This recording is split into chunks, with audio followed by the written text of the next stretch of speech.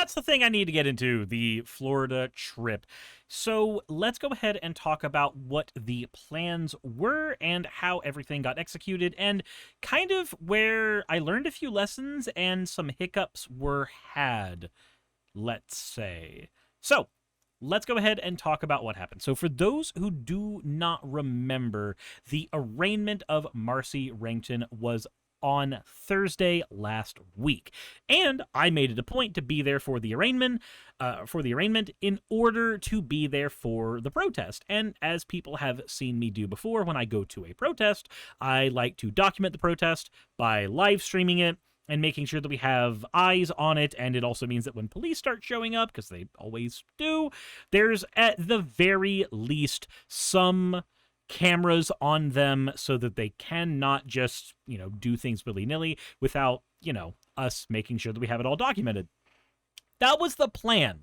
And here's where things got a little bit weird. So, for one, nobody knew when the actual arraignment date was going to be until the very last second. Like, we started getting everything together to do all of this literally 2 or 3 days before the event. Anybody who's been on my streams will remember that, that's when I started doing coverage of it. We knew that the arraignment date, or we knew the court date was going to be in May, and then we realized it was the arraignment date, not the court date. So the difference between the arraignment and the court date, or the pretrial, is during the arraignment, you are effectively just hearing what the actual things that are being levied against you are, and you do or do not have to be present for it if you have a lawyer who is there present for you. So, couple of details. For one, the arraignment was set for 8:30 a.m. None of us knew that. The date we knew, March 8th, or not March 8th, but May 8th, we did not know that the arraignment was happening on 8:30. We did not have that information. You want to know how we found out that information? And by we, I mean the people who showed up for the protest. So, when we got to the arraignment, when we got to Tallahassee in order to protest the arraignment, we did not have a lot of people. And the few people that were there, thank you very much for showing up, by the way. I'm glad that it was more than just me. But for those of us that were there, we didn't have enough people to really start chants or marches or any of that. We did have enough people to maybe bolster something in the courtroom. Problem is, everybody started showing up after 9 o'clock. I showed up at 9, but it took me 40 minutes to park because I don't know if you've ever parked in Tallahassee, but it's a nightmare. And it doesn't feel like it should be because it's not a big sprawling city like Atlanta or New York, but I feel like I have an easier time parking in those cities than I did in Tallahassee. So it took me forever to park, and apparently that was the story that was had for every other person who was there to protest. And we only really found out that each of us were there to protest because, again, we were the only ones outside the court building. So here's where we started learning a couple of details. For one, Marcy did not choose to be there for the arraignment. She chose to have her lawyer represent her and go and do the thing. And that's entirely fine, especially since she's been getting a ton of harassment online. I completely understand that decision. We found out the exact time of the arraignment when we walked into the courthouse and looked at the docket. And of course, the docket showed Marcy's dead name because Florida, why wouldn't it? So we see on the docket, oh, okay, you're in this courtroom. I believe it was floor 2, courtroom E, I want to say. It was very close to the elevator. And when we got to the elevator, we all kind of had the same feeling of, if there's not enough of us to do a legitimate protest outside, then we can at least make sure that we are inside the courtroom to hear all of the charges and be there for support. There's certainly some power to that. And then the doors were locked. The courtroom doors were locked. Apparently, we had gotten there so late that was all done. Everything was done by 11 when everybody actually made the decision to go inside. Took us till 9:45 or 10 to park. Another hour of figuring out who all was there, all getting together in one group, and then going inside. So this is where we talk about some lessons learned. The first one is, just before I get into this, I want to thank everybody from my community for supporting me getting there. And I want to thank the people who decided to go to the protest for the arraignment, because there weren't that many of us. And I feel like, well, there are some lessons to be learned here. And the first lesson is we need more time to prepare. This kind of stuff very rarely can happen out of whole cloth. When it came to the protest for Marjorie Taylor Greene, we were able to organize enough people, and I say we, but it wasn't a me effort. I was a person who participated, which is not how this protest happened. This other protest, I found out, I kind of was one of the organizers. Not really. The organizer was not able to actually be there, but was setting everything up remotely, which kind of leads me and then a megaphone guy that wasn't there to be the ones talking. Also, Stygander, thank you very, very much for the resubscription. So they probably did that on purpose as well. I don't think that's the case. I'm willing to ascribe that to just you didn't get there in time in general, right? So for the Marjorie Taylor Greene protest, we were able to amass about 250 people there, and she anticipated that happening, which is why there were, 40 police officers, 20 cars, 2 horses, and a bunch of drones, 2 or 3. There's a reason that was all there, is that it was understood that there was going to be opposition to her. Marcy's case, on the other hand, is something where we are having to manufacture isn't the word, but certainly create a media frenzy for, because her court case is going to be a thing that is noted in the books and screw over trans people for the rest of this freaking presidential term in Florida if we do not have enough eyes on this. Facilitate, that's the one that I'm looking for. Facilitate's what I'm looking for. A lot of the media exposure is something we are having to facilitate, and a lot of the protest stuff is also stuff that we are having to facilitate. So now that we know that we need a lot more time in order to get this stuff handled, this is where we run into the other hard lesson, and that is, I do not have that big of a community. And this is not me saying, now subscribe and inflate my community and make it bigger. Haha, this is about me. No, it's not what I'm doing. I am a YouTuber and a narcissist, so yes, that is most certainly an area that I could focus, but here's where the focus needs to be. We have time before the pre-trial, and during the pre-trial, that is when this case is either going to be dismissed or is going to be pushed forward and more shit is going to happen. What are the allegations on Marcy again? Trespassing, but trespassing as in went into woman's bathroom as woman, which gave her a trespassing, which means that she is facing anywhere between 2 months and 11 months in jail, plus fines. As a trans woman, if she goes to jail, then it is very likely she's going to get V-coded, and assault will just happen because they'll put her in a male prison, and you put somebody who clearly looks like a woman, who is most certainly a woman, but you put them in a male prison with male bunkmates. That is not a good scenario. We have statistics on why this is bad. And actually, I'm going to be doing a video talking about the trans experience in prisons as well, so that we kind of have a better idea of why that is a thing we are trying desperately to avoid. So let's go ahead and get this out of the way there, so that we know how much time we have. It is currently May 13th when I am recording this video. Next month, on the 11th, so 6/11/25, June 11th, 2025, at 8:30 a.m.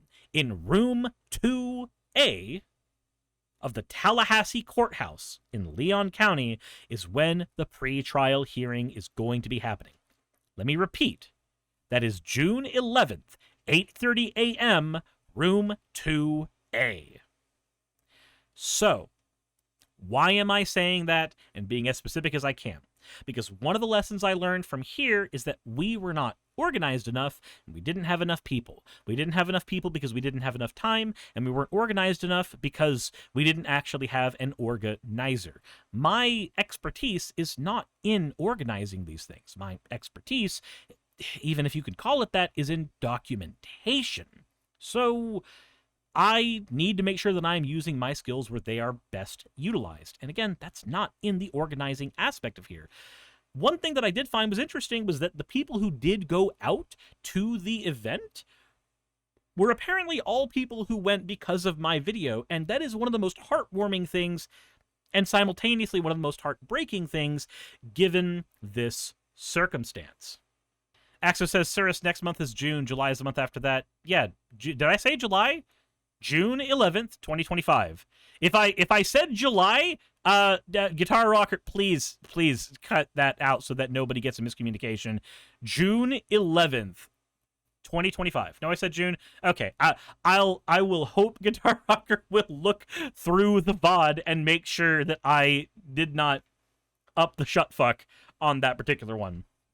Anyway, the other thing that I learned is because it is so hard for us to build something like this out of whole cloth due to the size of my community, because since everybody there was somebody who came there because of my video, this is the first time I've ever done a call to action where a lot of people, a lot is a relative statement here, but a lot of people went to an event specifically because I said to. So what does that mean? Well, it means that I need to make sure that I know my lane a little better. And as a result, me and the media representative for Marcy have been chatting, and they have reached out to 50501 and Indivisible and the DSA chapters that are close to Tallahassee so that we can actually have a protest that is there, and we can actually have some media representation there as well. And I'm going to go ahead and read off the conversation that was had between the media rep and 50501.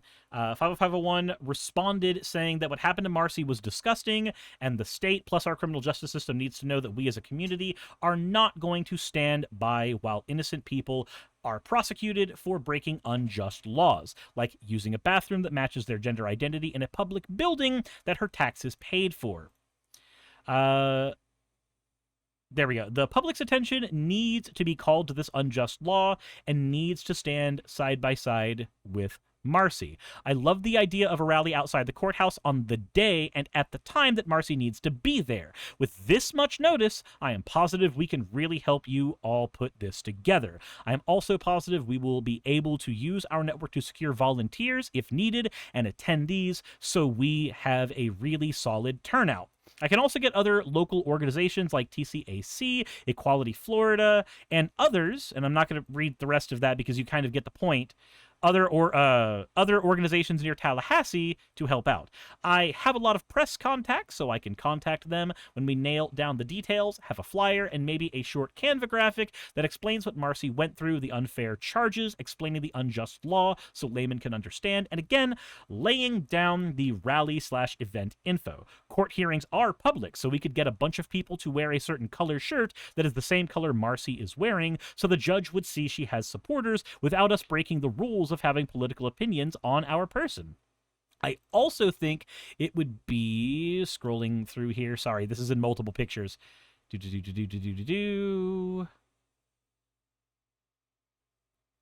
Wow, I cannot do that thing where you stop reading in one area.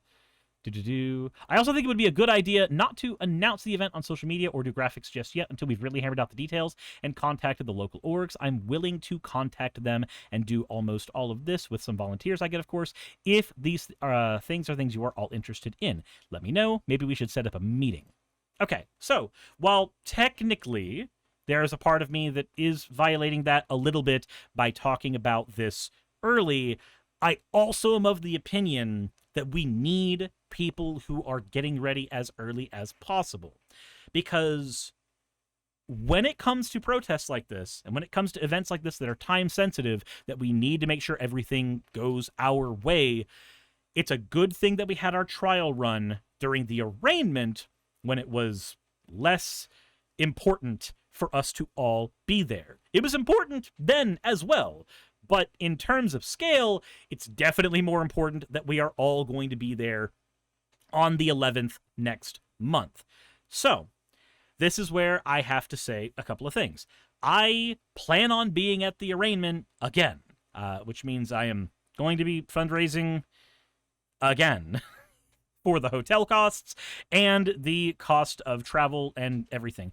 Everybody pitched in, and it was incredibly helpful the first time, and I do apologize that it is effectively happening twice now. But either way, the less important part is how do we get Suris there? The more important part is how do we get all of you there? Jassa says trial, not arraignment. Yes, Jassa, they just did the arraignment. That was on. Sorry. Yeah, no, you're making me feel like I'm confused. I know I'm not confused on this one. The arraignment was on Thursday. The pre-trial is on the 11th.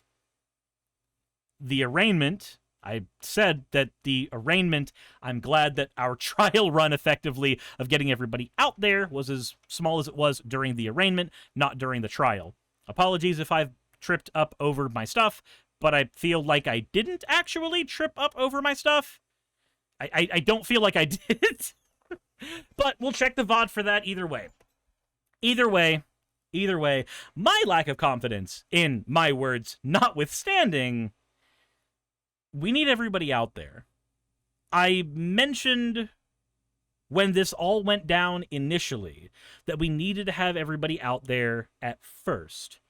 I did not realize that I was one of the only voices saying that. And while I do appreciate the members of my community who went out there, y'all are fucking troopers. Y'all are amazing. Some of you drove just as long as I did to get there. And for me, that was a 4-hour drive. And on the same notice that I had, which was barely any. Y'all are fucking amazing. And I hate to ask you to do it again. And I hate to ask my community to help me go do it again. But the time where it is going to be more important is the time we are going to be going to next. So, to rehash, what lessons were learned? We needed more time. And we needed help from other organizations. This time, we have both. We have help from 50501, and we have time. Since we have both of those things, and I may be violating a little bit of things, this is not an official announcement for anything. Maybe that will help prevent me from getting in trouble there. Since we have time, and since we have help, I think we will succeed here. The important part about going to these things and having them fail is learning to pick yourself back up again and doing it again. This is not the first time I've gone to a protest that has been smaller than anticipated, and it's not going to be the last time. And if you go to enough of these, that's just gonna happen more often than not. So it's a thing to get used to, and it's a thing to become resilient to. Everybody is doing their best. Sometimes we trip. We pick ourselves back up from there, and we keep going until justice has been meted out. That said, hopefully this explains that situation for everybody, what happened during the original arraignment, and why there is no footage for that. Without there being a protest, and without permission from everybody inside the courthouse, I'm not filming outside without there being something to film, and I'm not filming inside where I could get, thrown out and not be able to come in again when it's more necessary.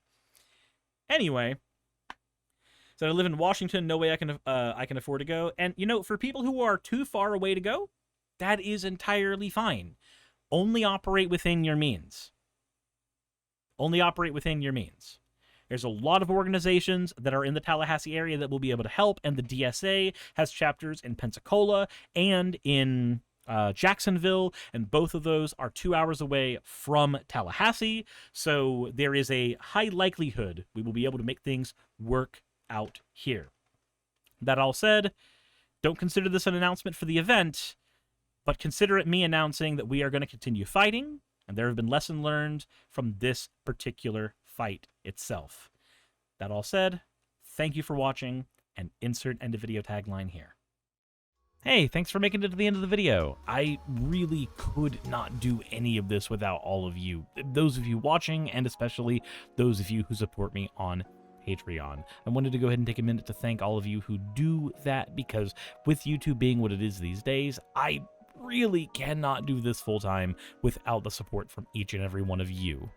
Those people would be Red Joker, Purple Poundini, Jemshin, Britzkrieg, Jupe the Malignant, Michael, Ravalern, Mabbity Babbity, Astral Frontier, Tales of Atonement, Nixie Chan, Kiri Artemis, Victorian Alchemist, I'm not saying the last part of that, and you know that, Leela Ururaka, Arcton Arclacier, Kiratorian, Dren Hadamata, Jordan M, John L, Lord Bleck, Smiling Game Master, and Fireshard.